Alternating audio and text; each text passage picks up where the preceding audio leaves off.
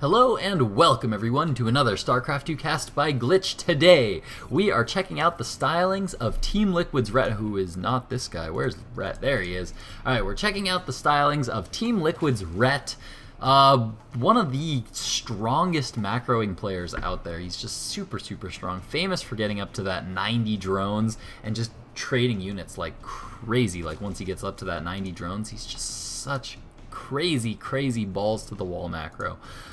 Just econ, just always such strong econ. We already looked at a game of LiquidRet against Elfie where he was playing against Protoss.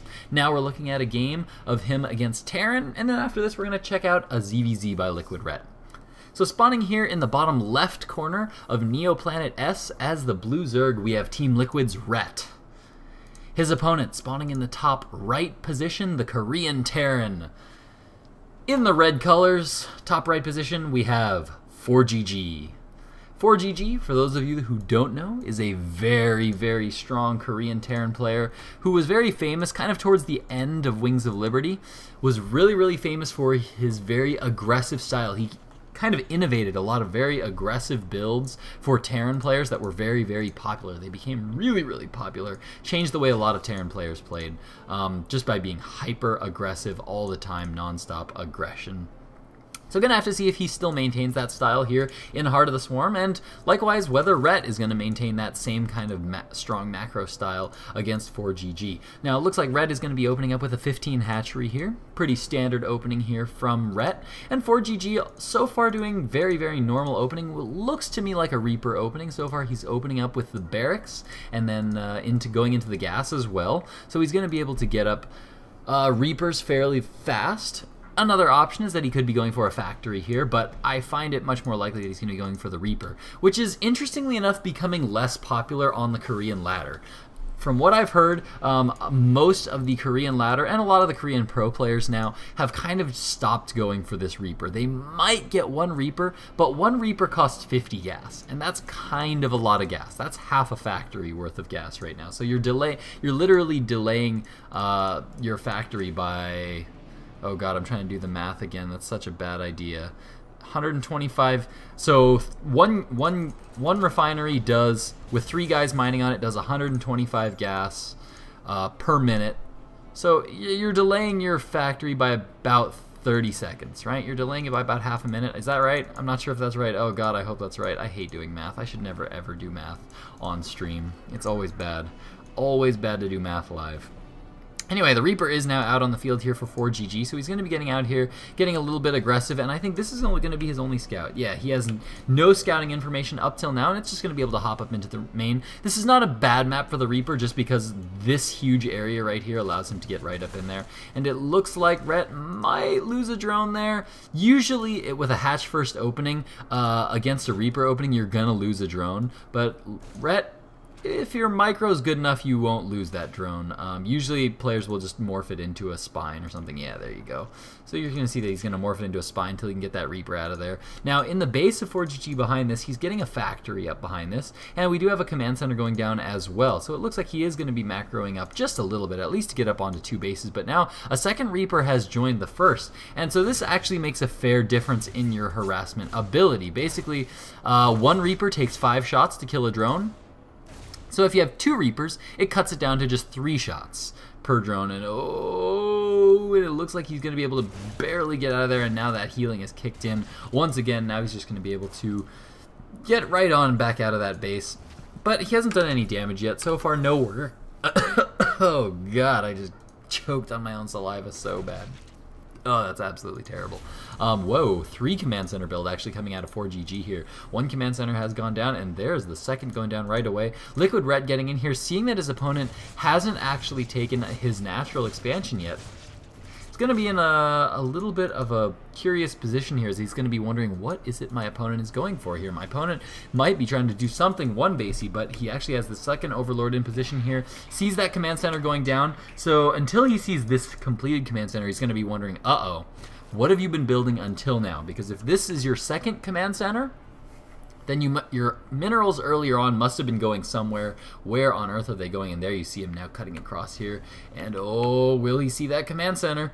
Will he see that? He's going over there. He wants to see it, and boom, there he does actually see that command center. So he knows that his opponent went for a 3 command center build. So he knows his opponent's going to be going really, really heavy macro style. And you can see he's making a lot of lings right now. He's been mining gas right now. His ling speed is finished. He's got a lot of lings out on the field because I think up till now he wanted to be safe. He thought that some big attack might be coming and that this could possibly be the 2nd command center, and so that's why he was a little bit worried. So he made a lot of lings here. But now that he's got these lings, he's pretty much got to be aggressive with him. He's got to do something with him. He's got to take some map control. Right now he's just spreading them all over the map so he'll see anything coming. As we can see, ForGG did get some Hellions up behind this, so he's making Hellions, and he's just going into bio behind this. Looks like he's got a lot of...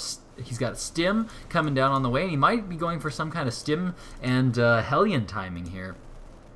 As that is a fairly early Stim that's coming down now, and it looks like he's going to be able to get a couple of Overlords there as well. So now he's got all of these orbital commands. He's going to have a huge mineral income here, ForGG that is. And now Rhett is just now taking a third here at the 8-minute mark, so that's a little bit late. Rhett wasn't allowed to take that expansion any earlier just because he didn't have the information to really be able to take it. And so now he's got to be really careful with these lings. These lings will go down really fast to these Hellions, pulling back that Queen back into his natural expansion. You can see that he's just Red is not overreacting to this at all. He's getting his +1/+1 upgrades here, but he's not making any more lings. He is supply blocked, so I'm actually curious to see if he's just going to make a whole lot of lings once he's unsupply blocked. Oh, he's trying to get a good surround here, and he's going to be able to pick off a couple of Hellions, but that's not looking good for Red. Yeah, he just lost a whole lot of lings, so now he's being forced to pull back here, and all he's got is a whole lot of drones here, so Rhett's in a scary position here. He's going to lose both of his Queens there to this, and he doesn't have a whole lot of drones. There we go, 30 Zerglings on the way, and oh, he's going to start to lose a whole lot of drones. This is not going to be good here from LiquidRet.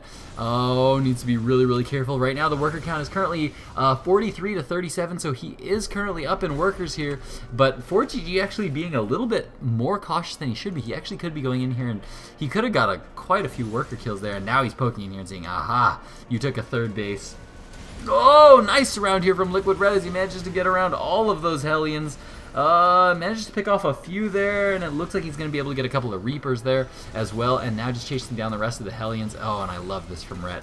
Not being too scared to chase down Hellions. It used to be that Zerg players would just run away. They see Hellions, and they just run away and just assume they're going to be dead, but Zerg players these days have kind of figured out that if you have a good number of Zerglings, you can kind of just right-click past the Hellions, and then once the Hellions kind of, because they're slower than Zerglings, both on and off creep, that you're going to be in a pretty bad spot just because those Zerglings will eventually get ahead, and then you just kind of 1A really, really quick, and your Zerglings will kind of clamp down on the Hellions, be able to trap them all real quick. So worker count right now, 58 workers to 46. Rhett now feeling pretty good, but in the base of ForGG, lots of barracks going down right now. Looks like he's just going to be going into heavy bio play, and he is transitioning into Widow Mines as well. So he's got some Widow Mines out on the map, 2 moving across the field right now, along with 5 Hellions? Yeah, 5 Hellions now moving across the map as well. And Rhett just hasn't had the chance to get the creep spread out that he's wanted to this game. He's had to deal with all this aggression from his opponent here. And now, oh, needs to be careful. Doesn't want to lose that creep tumor. Starting to spread that creep. It's pretty obvious as to where that creep tumor is right now. And yeah, there goes the scan there. ForGG knowing exactly that there's a creep tumor right there. And now the 2 Widow Mines are out. They're going to pick off an Overlord here. But there's an Overseer that LiquidRet is going to be morphing here right away. Some Roaches are on the way. 6 Roaches currently on the field. And that is not enough lings to be able to deal with that many Hellions there. So he's just kind of threatening. But now the Roaches are now out on the field, and with that he's going to be able to push this all back. But, oh yeah, there he goes. He does now see those Widow Mines going down. Just going to be focusing those down. Oh, needs to pick them off. Needs to pick him off before they get too far away. He does have an Overseer that's going to be chasing him down. In the base of ForGG, he's going to be going into this Marine Widow Mine style. We can see that he's got a lot. Holy barracks, Batman. He's throwing up 3 more barracks. This is going to bring him up to a total of 8 barracks. Looks like 2 with Reactor, 4 with Reactor, and 1 researching combat shield. Stim already complete, so he does have that Stim. I'm actually surprised that he didn't take advantage of that Stim. It was like purely a defensive Stim, which is kind of an interesting play here from ForGG. But he's fully saturated on 2 bases, now going up to 3 bases.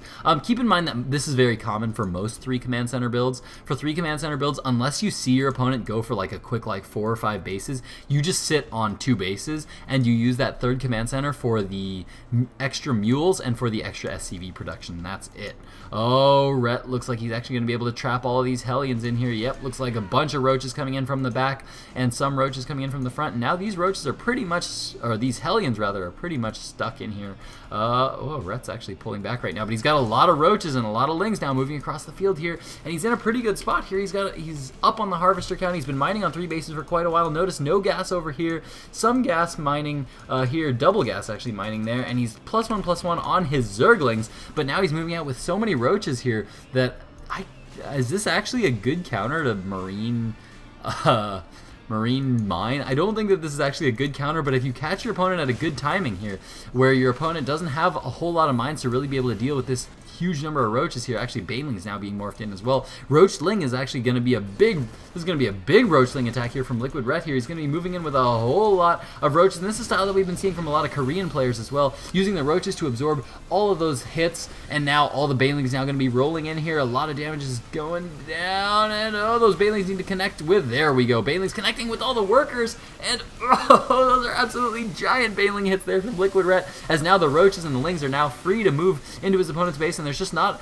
a whole lot of production here from ForGG. He's got so many barracks up, but I mean, all of his Widow mines have gone down. He just doesn't have a whole lot of mining going on to really be able to afford to produce anything. As you can see, his money is super low right now, so he's going to be forced to just sit back now on 1 base. And oh god, I completely missed a drop that was going down. There was a double drop going down at the 3rd because my mini-map awareness is absolutely terrible. But Rhett, in the meantime, is just going to be going for the kill here anyway. He's already way ahead of his opponent. There we go. Baneling's busting in on absolutely everything, not getting those Widow mines down quite in time. Drop now moving into the main base. Lair is not going to go down. Actually, he's just focusing down workers here, but I don't think that this drop is going to be quite enough, as now more workers being pulled off the mineral lines to be able to deal with these roaches, and that finally ends up getting cleaned up there from LiquidRet. And who GG'd? Really? Really? Really? LiquidRet GG'd out of that? No way. I have a hard time believing that. I actually don't believe that.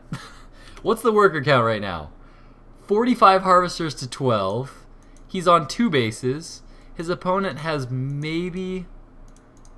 I don't know that I agree with this. I mean, that was a fairly all-in attack from LiquidRet, but I don't know that I agree with Rhett's leaving here. He had shut down this drop. He's still got 45 harvesters. His opponent only has 12, and sure, his opponent's going to have mules, and his opponent's going to be getting back on 3 bases. So it's going to be a struggle for Rhett, but man, Rhett really just...